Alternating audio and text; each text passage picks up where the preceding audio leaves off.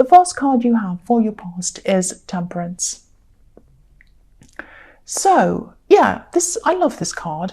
I'm seeing blending, which is what this card is about. And I'm seeing, excuse me, I'm seeing two people working toward coming together, actually. Blending together. And this is probably my favorite card because I love blending. I love alchemy. That's what this is about. And, you know, alchemy is about making a situation better than the way it is now, kind of growing out of an old situation and making it into a new situation, a better one. Change, it's like, you know, it's like changing the atmosphere and changing a feeling to change an outcome, if that makes sense. That's all what manifestation is. It's changing your feelings about something and then managing, using those feelings to make things into a reality. It's a little bit more complicated than that, but that's kind of the basics of what it is. So I think, you know, this was probably only the beginning of the two of you finding your way back onto the same path again. You might not have even spoken yet at this time, and maybe you haven't now, even yet now. But yet what I'm seeing is, this might sound a bit strange actually, but this blending could have been starting to happen kind of in the atmosphere before it was actually happening in real life. It was kind of happening up in the clouds, because I'm looking at this beautiful angel up in the clouds. And that's where this kind of thing started, or was starting at this time. And I just think, you know, I think this person was thinking of you, and I think they were thinking about how they were going to move toward you in a way that would kind of meet the least resistance, if that makes sense. So a part of them could have been a little bit afraid, even a little bit afraid of approaching you, but then they were gradually being kind of pulled toward you. I'm seeing a lot of, I just keep on seeing sky, and, you know, things happening over the sky, if that makes sense. Things being arranged or planned kind of up in the sky, up in the atmosphere, without people seeing it happening yet. A lot happens in our atmosphere that we can't see. A lot happens we can't see. And I know that sounds really strange. You're going to think I'm really weird now, but that's what I'm seeing, kind of like the universe arranging things, putting everything into place to kind of allow it all to happen and allow them to come back to you again. That's what I'm seeing was happening at this time. I'm also seeing that you could have had some kind of other kind of breakthrough, maybe in your thoughts. Maybe you had suddenly had a very clear understanding of something. I think in your more distant past, maybe you thought that you understood whatever this thing was, but I don't think you really did. You just felt that you did, but you didn't really until this time now. It's like then suddenly things clicked and you understood everything and it all made sense. This could be something you were studying or learning and you couldn't quite grasp it, and then suddenly it all kind of clicked into place and you understood it. You know, because the Temperance can be about progression, learning and ascending. It's also a very spiritual card, this card. So it might be something spiritual inside you that's clicked and you've suddenly understood this. And when that happens spiritually, it's like you're walking around and things are in 2 dimensions, and then suddenly they're in 4 dimensions, 5 dimensions, 6 dimensions, you know, or they could be endless dimensions. And, you know, suddenly it's like, wow, I can see everything in 3 dimensions. Or it's like, you know, that old movie about, what's it called? The Wizard of Oz, how she's in black and white and then it's suddenly colour and she's in this amazing world. It's that kind of thing. When it happens to you spiritually, you suddenly see everything in a whole new way. And if this is resonating with you, if it was a spiritual thing, like an awakening or some kind of big change, that's a very, very, very special thing, a very special moment for you, very special. And, you know, once you have that kind of thing happen to you, you do not ever go back again, ever. So that's fantastic. I really hope that does resonate with you. That's very special. The next card you have for your past is the Queen of Pentacles. So yeah, I love this card too. This is a beautiful, nurturing card. Absolutely beautiful. Well, I love most of the cards, apart from kind of the devil and all those ones. So yeah, nurturing. This person who was finding their way to you, finding a path to you. This is someone who you truly cared about, someone who you truly loved, and you still do. Now, I can't quite see if this was a love connection, as in a romantic love connection. It might be, it might not be, it might be a friend, might be a relative, but it's someone you loved in some sense and you still love. And I'm also seeing they might be younger than you actually, because you had this kind of protective feeling toward them, and you still do have this feeling toward them. And you know, I'm just seeing generally you are a very caring person anyway. That's what I'm seeing. And sometimes this way that you are, this very caring person that you are, sometimes this can make you really tired, actually, because I'm seeing that people ask a lot of you, and of course, you know, some people deserve your help, and some people don't deserve your help, obviously. But yeah, I'm just seeing a lot of people talking to you, at this time, asking your advice, and just talking and talking. It's exhausting, really. So I know this sounds strange, but I just keep on seeing all these people talking to you. So, you know, if this resonates, and you know, because I'm feeling exhausted looking at this, it might be that a lot of people might be draining you and making you very, very tired. Yeah, really tired. That's what I'm seeing. This can happen with you because you're a good listener, and people kind of pour all of their problems onto you, all their energies onto you, and you absorb it all, and then you're full of all of their negative energy, and you kind of feel exhausted. Of course you would be. So try and get some time away from people. Don't kind of be too drained. And I know it's in your nature to want to listen. You're very good at it. But limit your time doing that. Recharge your batteries. Get away some of the time. The last card you have for your past is the Two of Swords. So yes, this is what you need to do. You need to put up some barriers. You need to do that so that you're not drained by people's energy. Now, I don't know how you're going to do that. Maybe it's not a good idea to sit around with a blindfold on, holding up two swords like this woman, even though it might be tempting. I'm tempted to do that sometimes. But yes, you can only do so much for other people, and you can only do so much for yourself. If you're, if you're really, really drained, you can't do anything for anyone. You really can't. So you need to think about yourself. You need to recharge your batteries. You need to spend some time away from all of these people, because I think they'll just really drain you if you don't do that.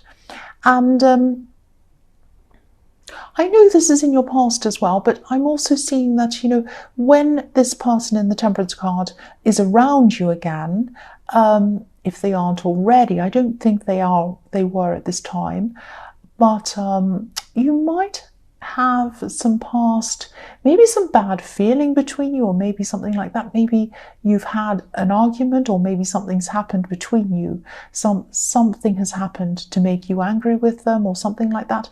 Now, you do love this person, you really do love this person, but I'm just seeing that maybe you're going to want them to admit to something, or acknowledge something, or something like that. You might want them to admit to something they've done. And I think this person might be a bit stubborn, actually. They might be stubborn with you. And, you know, when that time comes, I'm seeing that's what they're going to be like. So just be aware that this person might be a bit closed off. They might not want to admit anything. They might not even want to talk about this subject at all.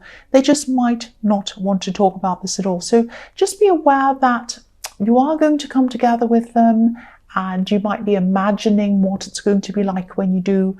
But I think it is going to be quite different. The conversation is going to be quite different to what you were imagining. So just be prepared for that. So the first card you have for your present is the Five of Wands. yeah, so sometimes I see this as the mess card, the card of mess, messy things, messy people, all of that kind of thing. I always see messy people in this card.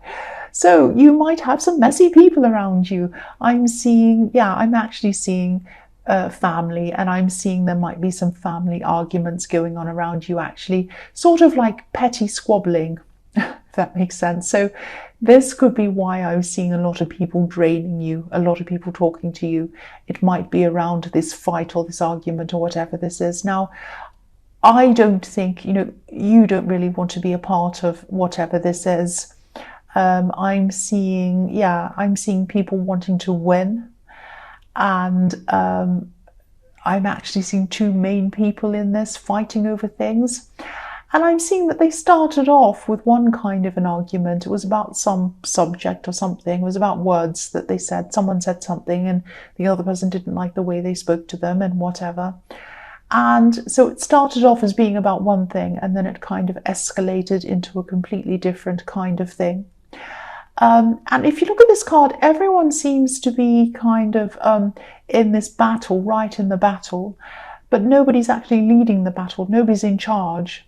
So this is a kind of a pointless battle that nobody can win. It'll never go anywhere. It's about silly things anyway. So you might want to kind of stay right out of this, which is very wise of you. Yeah, again, people see you as a good listener, which you are, and they're going to want to keep on talking to you. They're going to want to keep on telling you about this. Oh, this person said that, this person did this, aren't they terrible? They're probably going to want you to take sides. So if this resonates, again, try to stay out of this. Try to stay away from any talk about this. It is exhausting, petty, and pointless. It's not going anywhere. And it's really not worth expending your energy on any of this thing. It really isn't. The next card you have for your present is the King of Swords. So yes, look at this king. He's quite handsome, actually.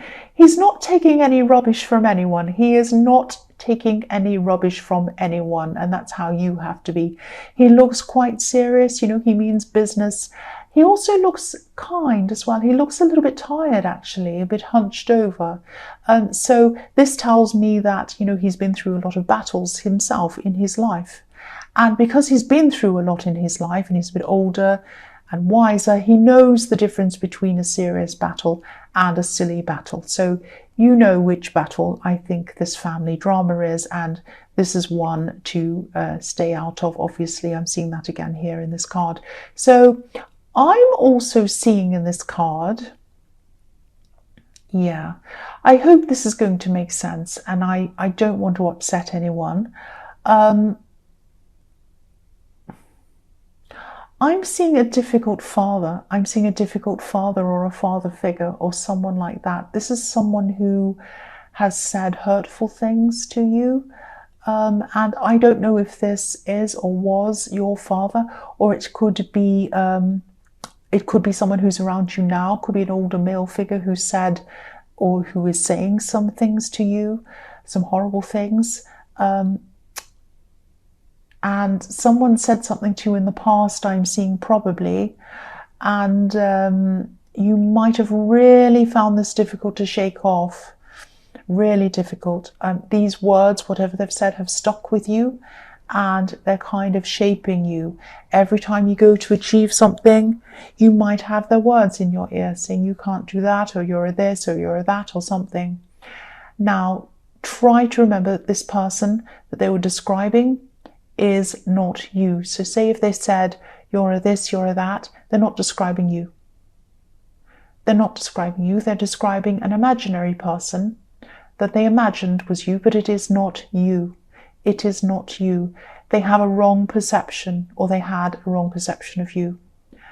And consider the source as well. Consider the source of where this comes from. They might actually have negative things, or they had negative things to say about other people as well. Now think about whether that's right. They might have said, oh, the neighbours are this and are that, or Mrs. So-and-so is a this, or so-and-so is that. And, you might, just think about those people. Are they any of those things? Probably not.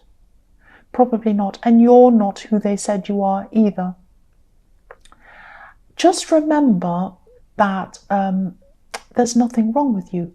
There is absolutely nothing wrong with you. Actually, you're really doing an amazing job. You are, you're doing amazingly well with what you have, despite all of this. So don't let this person's voice in your head direct your life. Don't let them direct your life. You direct your life. You direct your life. I mean, do something to really kind of get this out of your head. Do whatever you can. Put your own words in there. Every time a word comes in, I've tried this. Every time a negative word comes in, say to yourself, look at the word and say in your head, and you say to it, you shut your eyes, you see the word in your head, and you say, I banish that thought. If you do that for 3 days, it'll make a difference. If you do it for 3 weeks, it'll make a big difference. If you say it for 3 months, it will be completely gone and never come back ever again.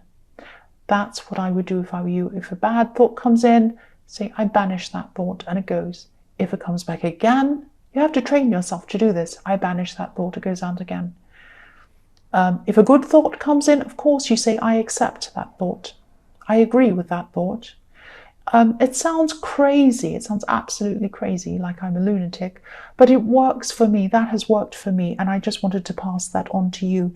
If you're struggling with someone's nasty words that you can't get out of your head, or even if you're struggling with, these are someone else's words, but if if you also have your own words that pop into your head that you struggle with. I used to look in the mirror and have "you're ugly" in the mirror, coming into my head, and I used to say, I banish that thought, I banish that thought. You might have to do it millions of times. It works eventually.